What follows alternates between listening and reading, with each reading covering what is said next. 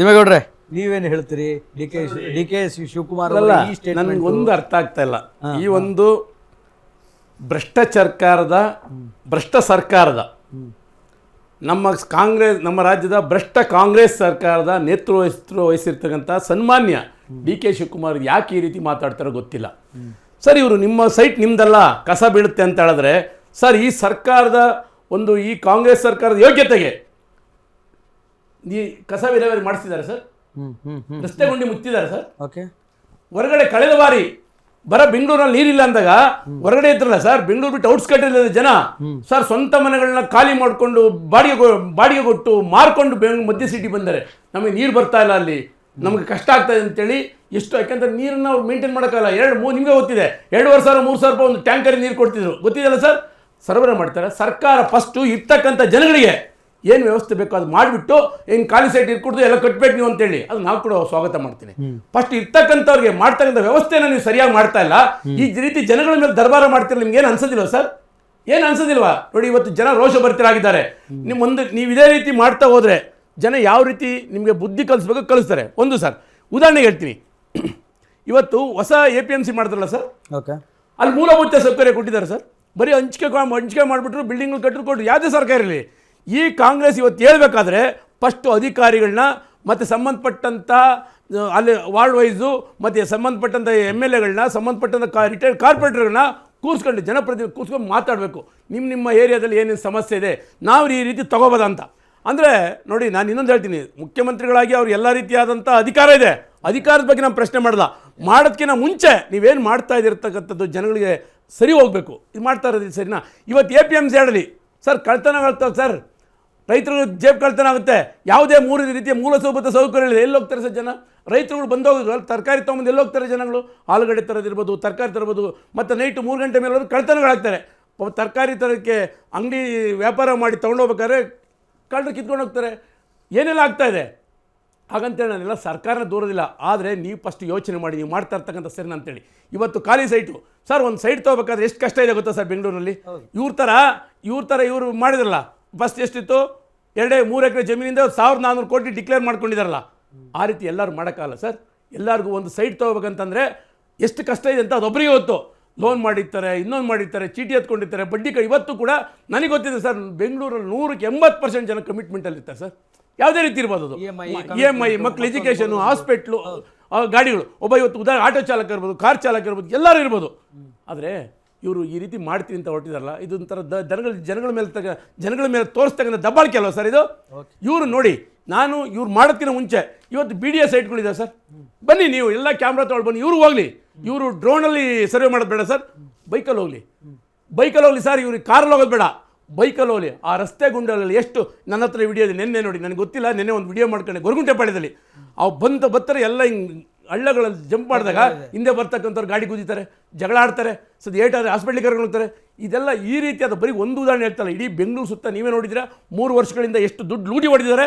ಕಸದ ಹೆಸರಲ್ಲಿ ಇರ್ಬೋದು, ಗುಂಡಿ ಮುಚ್ಚೋದೇ ಪದ್ಧತಿರ್ಬೋದು, ಎಲ್ಲ ರೀತಿ ಲೂಟಿ ಹೊಡೆದಿದ್ದಾರೆ. ಬಿಟ್ಟರೆ ಇವ್ರು ಇಂಥವನ್ನೆಲ್ಲ ಮಾಡೋದಕ್ಕಿಂತ ಮುಂಚೆ ನೀವು ಫಸ್ಟು ಏನು ಮಾಡಬೇಕು ಅದನ್ನು ಜನಗಳನ್ನ ಕರೆಸಿ, ಜನಪ್ರತಿನಿಧಿಗಳನ್ನ ಕರೆಸಿ, ನಾನು ಮಾಡ್ತಾ ಇರ್ತಕ್ಕಂಥ ಸರಿನಾ, ನೀವೇನು ಹೇಳ್ತೀರಾ ಅಂತ ಕೇಳ್ಬಿಟ್ಟು ಮಾಡಲಿ, ಅದು ಖಂಡಿತ ಸಹಮತ ಇದೆ. ಆದರೆ ಈ ರೀತಿ ಮಾಡ್ತಕ್ಕಂಥ ದೌರ್ಜನ್ಯ ಇದೆಯಲ್ಲ, ದಬ್ಬಾಳಿಕೆ ಇದೆಯಲ್ಲ, ಇದು ಯಾರೂ ಒಪ್ಪೋದಲ್ಲ.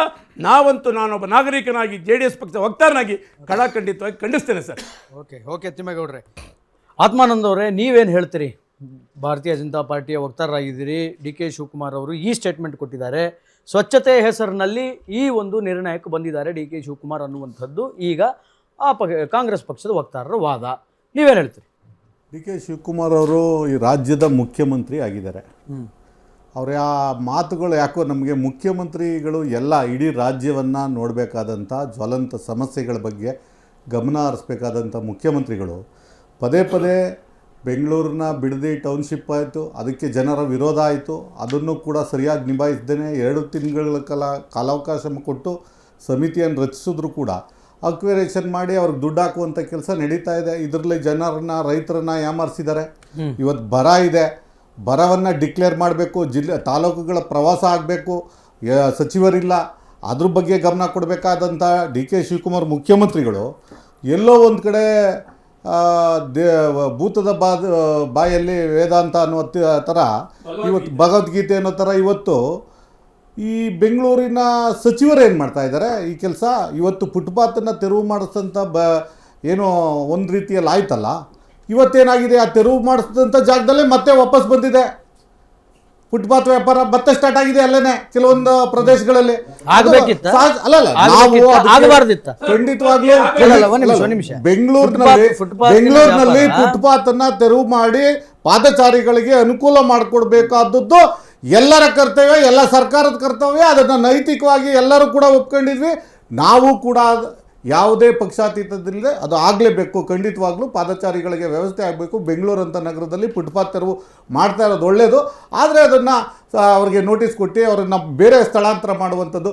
ನೀವೇ ಇದೇ ಸರ್ಕಾರದಲ್ಲಿ ತೆಳ್ಳೋ ಕಡೆಗೆ ಪರ್ಮಿಷನ್ ಕೊಡ್ತೀರಿ, ಬೀದಿ ವ್ಯಾಪಾರಿಗಳಿಗೆ ಪರ್ಮಿಷನ್ ಕೊಡ್ತೀರಿ, ಲೋನ್ ಕೊಡ್ತೀರಿ, ಅವ್ರಿಗೆ ಸ್ಥಳದ ವ್ಯವಸ್ಥೆ ಮಾಡಿಕೊಡೋಕ್ಕೆ ನೀವು ದುರ್ಬಲರಾಗಿದ್ದೀರಿ. ಒಂದು ಇವತ್ತು ಡಿ ಕೆ ಶಿವಕುಮಾರ್ ಅವರು ಇದೇ ಸರ್ಕಾರ, ಇವ್ರದೇ ಸರ್ಕಾರದಲ್ಲಿ ಕೆಂಪೇಗೌಡ ಮಾಡಿದ್ರಲ್ಲ, ಕೆಂಪೇಗೌಡ ಎಷ್ಟು ವರ್ಷ ಆಯಿತು, ನೀವೇನು ಡೆವಲಪ್ ಮಾಡಿದಿರಿ? ಇವತ್ತು 5 ವರ್ಷದಲ್ಲಿ ಜನರಿಗೆ, ಬಡವರಿಗೆ ನೀವು 5 ವರ್ಷದಲ್ಲಿ ಕಟ್ಟಲಿಲ್ಲ ಅಂದರೆ ನಿಮ್ಮ ಸೈಟ್ ಕಿತ್ಕೊತೀನಿ ಅಂತ ದರ್ಪ ಮಾಡ್ತಾ ಇದ್ದೀರಲ್ಲ, ಅವ್ರಿಗೆ ನಿಮಗೆ ಅವ್ರ ಸೈಟನ್ನು ಕಿತ್ಕೊಳ್ಳೋಕ್ಕೆ ಯಾವ ಅಧಿಕಾರ ಇದೆ? ನೀವೇನು ಸರ್ವಾಧಿಕಾರಿ ಧೋರಣೆಯನ್ನು ತೋರಿಸ್ತಾ ಇದ್ದೀರಾ? ಒಬ್ಬ ಇವತ್ತು ಕೂಲಿ ಕಾರ್ಮಿಕ ಮತ್ತು ಮಿಡ್ಲ್ ಕ್ಲಾಸ್ ಅವರು, ಆಟೋ ಓಡಿಸುವಂಥವ್ರು, ಸಣ್ಣ ಒಂದು 25,000 30,000 ಸಂಬಳ ಗಂಡ ಹೆಂಡ್ತಿರು ಇಬ್ಬರು ದುಡ್ದು ಬೆಂಗಳೂರಿನಲ್ಲಿ ಒಂದು BDA ಸೈಟ್ ಮಾಡ್ಕೊಂಡ್ರೆ ಮುಂದಿನ ನನ್ನ ಮಕ್ಕಳು ಭವಿಷ್ಯ ಚೆನ್ನಾಗಿರುತ್ತೆ. ಎಷ್ಟೋ ವರ್ಷಗಳಿಂದ ಬಾಡಿಗೆ ಮನೆಯಲ್ಲಿದ್ದೀವಿ. ಇವತ್ತು BDAಯಲ್ಲಿ ನಾನು ಲೋನ್ ಕಟ್ಟಿ ಇವತ್ತು ಅದು 10-15 ವರ್ಷ ಆಗುತ್ತಪ್ಪ. ಲೋನು ಫಸ್ಟು ಸೈಟನ್ನು ತೀರಿಸ್ಕೊಂಡು ಆಮೇಲೆ ಮನೆ ಕಟ್ಟೋಣ ಅನ್ನುವಂಥ ಅವಕಾಶದಲ್ಲಿ ಇರ್ತಾರೆ. ಇವರು ಏಕಾಏಕಿ ನೀವು 5 ವರ್ಷದಲ್ಲಿ ನೀವು ಸೈಟನ್ನು ಒಂದು ಮನೆನಾರು ಕಟ್ಟಲಿಲ್ಲ, ಸೆಡ್ಡನ್ನಾರು ಕೊಡಲಿಲ್ಲ ಅಂದರೆ ನೀವು ಸಬ್ಸಿಡಿ ಕೊಡೋಕ್ಕಾದ್ರೆ ಆ ಸೈಟನ್ನು ಮಾಡಬೇಕು ಅಂದರೆ, ನೀವು ಕಟ್ಕೋಬೇಕು ಅಂದರೆ ನೀವು ಸರ್ಕಾರದಿಂದ ಏನಾದ್ರು ಯೋಜನೆ ಕೊಡಿ, ಅವ್ರಿಗೆ ಅನುದಾನ ನಿಮಗೆ ಸಬ್ಸಿಡಿ ಕೊಡ್ತೀವಿ, ಇದನ್ನು ಇವತ್ತು ಗ್ರಾಮ ಪಂಚಾಯತಿ ವ್ಯಾಪ್ತಿಯಲ್ಲಿ ಕೊಡಲ್ವಾ ಬಾತ್ರೂಮ್ ಕಟ್ಕೊಳ್ಳೋಕ್ಕೆ? ಆ ಥರದ್ದು ಏನಾರು ಕೊಡಿ. ನೀವು ಸೈಟನ್ನೇ ಕಿತ್ಕೊಬಿಡ್ತೀರಿ. ಈ ಜನರ ಸೈಟನ್ನು ಕಿತ್ಕೊಳ್ಳೋಕೆ ನಿಮ್ಗೆ ಅಧಿಕಾರನೇ ಇಲ್ಲ. ಮೊದಲೇ ಮತ್ತು ಸ್ವಚ್ಛತೆಗೋಸ್ಕರ ಕಸ ವಿಲೇವಾರಿ ಆಗಿಬಿಡುತ್ತೆ ಆ ಸೈಟ್ನಲ್ಲಿ ಅನ್ನುವಂಥ ನಿಮಗೆ ಈ ಸರ್ಕಾರನ ಯಾವ ರೀತಿ ತಗೊಂಡೋಗ್ಬೇಕು ಅನ್ನೋಂಥ ಐಡಿಯಾಲಜಿನೇ ಇಲ್ಲ. ಇವತ್ತು ಕಸ ವಿಲೇ ಮಾಡುವಂಥ ಆಟೋ ಚಾಲಕರಿಗೆ 7 ತಿಂಗಳಿಂದ ಸಂಬಳ ಕೊಟ್ಟಲಿಲ್ಲ. ಅವರು ಮನೆಗೆ ಹೋಗಿ ಕಸ ಎತ್ತುತ್ತಾ ಇದ್ದಾರಲ್ಲ, ಆ ಕಸ ಆಟೋ ಚಾಲಕರಿಗೆ ಸಂಬಳ 7 ತಿಂಗಳಿಂದ ಕೊಟ್ಟಿಲ್ಲ, ಕಸ ಈಸ್ಕೊಳ್ಳೋಂಗೂ ಸಂಬಳ ಕೊಟ್ಟಿಲ್ಲ 7 ತಿಂಗಳಿಂದ. ಇದ್ರ ಬಗ್ಗೆ ನಿಮ್ಮ ಸರ್ಕಾರಕ್ಕೆ ಗಮನ ಹರಿಸುವಂಥ ಇದಿಲ್ಲ. ಮತ್ತು BBMP ನೌಕರರಿಗೆ ಇವತ್ತು ಅನೇಕ ಕಾರ್ಯಗಳು ನಿಂತೋಗಿದೆ. ಇವತ್ತು ಖಾತಾಗಳಾಗ್ತಾ ಇಲ್ಲ, ಖಾತಾನ ಅವ್ಯವಸ್ಥೆ ಮಾಡಿಟ್ರಿ. ಬೇರೆ ಬೇರೆ ಕಾರಣದಿಂದ ಇವತ್ತು ಸೈಟ್ ತಗೊಂಡು ಖಾತೆಯಲ್ಲಿ ಒಂದು ಸೈಟ್ಗೆ ಡಾಕ್ಯುಮೆಂಟ್ ಕೊಟ್ಟು ಮನೆ ಕಟ್ಟುವಂಥ ಪರಿಸ್ಥಿತಿಯಲ್ಲಿದ್ದರು ಜನ. ಅದನ್ನು ಕೂಡ ಹಾಳು ಮಾಡಿ ಇವತ್ತು ಬೆಂಗಳೂರಿನ ಸುತ್ತಮುತ್ತಲಿರುವ ಗ್ರಾಮಾಂತರ ಪ್ರದೇಶದಲ್ಲಿ ಈ ಖಾತೆಗಳು ಆಗ್ತಾನೇ ಇಲ್ಲ. ಅದು ಎಂಟ್ರಿನೇ ತಗೊಳ್ತಾ ಇಲ್ಲ. ನೀವು ಮಾತ್ರ ಪೇಪರಲ್ಲಿ ಹೇಳ್ತಾ ಇದ್ದೀರಿ ಖಾತಾ ಮಾಡ್ತಾ ಇದ್ದೀವಿ. ಅಲ್ಲಿ ನೋಡಿದ್ರೆ ಖಾತಾನೇ ಆಗ್ತಾಯಿಲ್ಲ ಜನಕ್ಕೆ. ಅದರಿಂದ ತೊಂದರೆ ಅನುಭವಿಸ್ತಾ ಇದ್ದಾರೆ. ಅರ್ಧ ದುಡ್ಡು ಕೊಟ್ಟು ಮಗಳು ಮದುವೆಗೋ ಇನ್ನೊಂದಕ್ಕೋ ವಿದ್ಯಾಭ್ಯಾಸಕ್ಕೋ ಅದರಲ್ಲೂ ತೊಂದರೆಗೆ ಸಿಗಾಕೊಂಡಿದ್ದಾರೆ. ಈ ಸರ್ಕಾರದ ಅನೇಕ ವ್ಯವಸ್ಥೆಗಳು ಮಾಡಿದಂಥ ಸಬ್ರಿಸ್ಟ್ರು ಒಂದು ಏನು ಶುಲ್ಕವನ್ನೇ ಏರಿಸಿದ್ದು, ಮತ್ತು ಪಾಣಿಗೆ ದುಡ್ಡನ್ನು ಏರಿಸಿದ್ದು, ಹಾಲಿಗೆ ದುಡ್ಡು ಏರಿಸಿದ್ದು, ಮತ್ತು ಎಲ್ಲ ಬೆಲೆಗಳನ್ನು ಕೂಡ ದುಪ್ಪಟ್ಟು ಮಾಡಿ ಇವತ್ತು ಕೇಂದ್ರ ಸರ್ಕಾರದಲ್ಲಿ ಕೊಡುವಂಥ ಪೆಟ್ರೋಲು ಮತ್ತು ಡೀಸೆಲ್ ಮೇಲೆ ಇರುವಂಥ ಕರ್ನಾಟಕ ರಾಜ್ಯದ ಸೆಸ್ ಅಂತ ತೆಗೆದ್ರೆ ನೀವು 98 ರೂಪಾಯಿ ಪೆಟ್ರೋಲ್ ಕೊಡ್ಬೋದು. ಆದರೆ ನೀವು ತೋರಿಸೋದೇನೋ ಕೇಂದ್ರ ಸರ್ಕಾರದ ಮೇಲೆ ಬೆಲೆ ತೋರಿಸಿದಿರಿ. ಇವತ್ತು ಜನರ ಆಸ್ತಿ ಮೇಲೂ ಕಣ್ಣಿಟ್ಟಿದ್ದೀರಾ ಈ ಸರ್ಕಾರ. ಈ ಸರ್ಕಾರ ಏನೋ ಪಿತ್ರೋಡ್ ಅವರ ಹೇಳಿಕೆಯನ್ನ ಈ ಕಳೆದ 1 ತಿಂಗಳಿಂದ ನೋಡಿದ್ವಿ ನಾವು. ಆಸ್ತಿಗಳನ್ನು ವಶಪಡಿಸ್ಕುವಂಥ ಒಂದು ಹುನ್ನಾರವನ್ನು ಮಾತುಗಳನ್ನು ಆಡಿದ್ರು. ಅದೆಲ್ಲೋ ಒಂದು ಕಡೆ ಡಿ ಕೆ ಶಿವಕುಮಾರ್ ಅವರಲ್ಲಿ ಅವರ ಮಾತನ್ನು ಇವ್ರ ಕೈಲಿ ಆಡಿಸ್ತಾ ಇದ್ದಾರೆ. ಡಿ ಕೆ ಶಿವಕುಮಾರ್ ಅವರು ಈ ರಾಜ್ಯದ ಮುಖ್ಯಮಂತ್ರಿಯಾಗಿ, ಘನತೆಯುತ ಮುಖ್ಯಮಂತ್ರಿಯಾಗಿ ಕೆಲವು ಮಾತುಗಳನ್ನು ಆಡೋ ರೀತಿಯಲ್ಲಿ ಭಾಳ ಎಚ್ಚರಿಕೆಯಿಂದ ಮಾತಾಡಬೇಕು.